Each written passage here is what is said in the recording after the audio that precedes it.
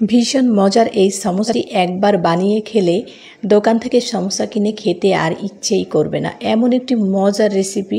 আমি কিন্তু এই সমোসাটি মুরগির মাংস দিয়ে তৈরি করেছি।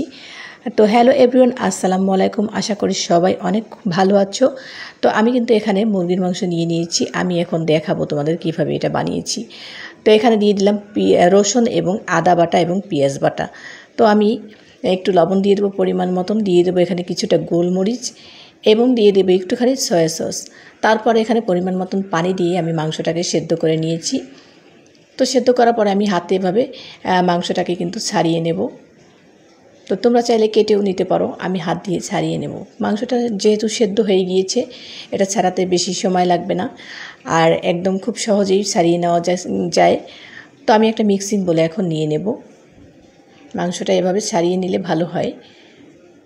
তো আমি কিন্তু এখানে 2টা আলু সেদ্ধ করে রেখেছিলাম, সেটাই দিয়ে দেব। গ্রেট করে দিয়ে দিচ্ছি। তো এখানে আমি কিছু শুকনা চিড়া রেখেছি, সেটাই দিয়ে দেব। তো শুকনো চিড়াটা দিয়ে দিলাম। এখন এখানে যে সমোসার যে শীট থাকে পাশের অংশটা, ওটাই আমি ভেজে রেখেছিলাম, সেটা দিয়ে দেব। তো এটা কিন্তু দোকানের সমোসা তৈরি করার সময়ও দেয়। তো এখানে কিন্তু আদা এবং রসুন কুচি করে দিয়ে দিয়েছি আমি এগুলোকে। তো এখন দিয়ে দিলাম পেঁয়াজ কুচি, তো দিয়ে দিলাম ধনেপাতা কুচি এবং দিয়ে দেব কাঁচামরিচ কুচি আর কিছুটা চিলি ফ্লেক্স শুকনো মরিচের গুঁড়া দিয়ে দিয়েছি। আর এখানে দিয়ে দিলাম চাট মশলা, ধনে জিরার গুঁড়া এবং গরম মশলার গুঁড়া। আর দিয়ে দিলাম এখানে গোলমরিচ, দিয়ে দেবো সয়া সস 1 চামচ এবং পরিমাণ মতন লবণ। এবং এখানে দিয়ে দেব কাবাবের মশলাটা, যেটা মাংসের মশলা আসলে, সেটাই দিয়ে দিলাম। তো এখন আমি সবগুলো মেখে নেব। আলুটা দেওয়ার কারণ হচ্ছে এটা একটু আঠালো হবে, তার জন্য আলুটা দিয়েছি। আলুটা তোমরা চাইলে স্কিপ করতে পারো। তো এখন এভাবে মেখে নিলেই হবে।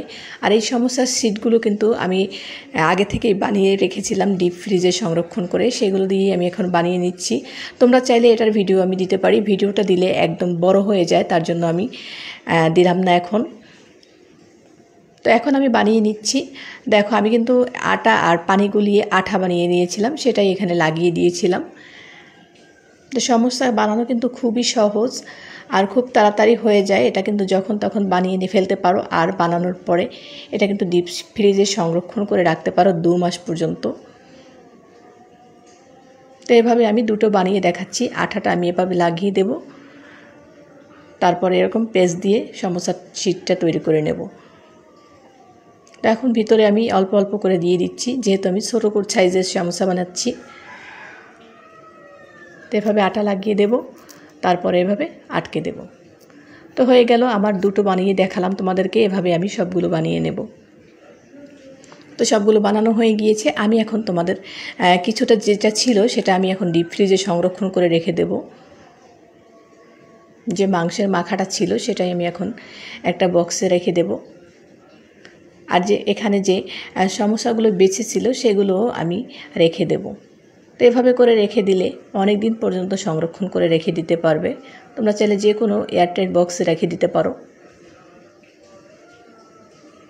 তো আমি এখন কিছুটা তোমাদেরকে ভেজে দেখাবো। এটা যেমন খেতে সফট ভিতরটা আর উপরটা খুবই ক্রিস্পি হয়, খুবই টেস্টি হয়। বাচ্চারা কিন্তু এই রেসিপিটি অনেক পছন্দ করবে। আশা করি তোমরাও বানিয়ে দেখতে পারো। তো এভাবে আমি উল্টে পাল্টে বারবার দিচ্ছিলাম, ভালোভাবে ভেজে নেব। তো এভাবে তোমরাও চাইলে ভেজে নিতে পারো। খুব মজার এবং হেলদি রেসিপি, খুব সহজে হয়ে যায়। তোমরাও চাইলে বানিয়ে নিতে পারো।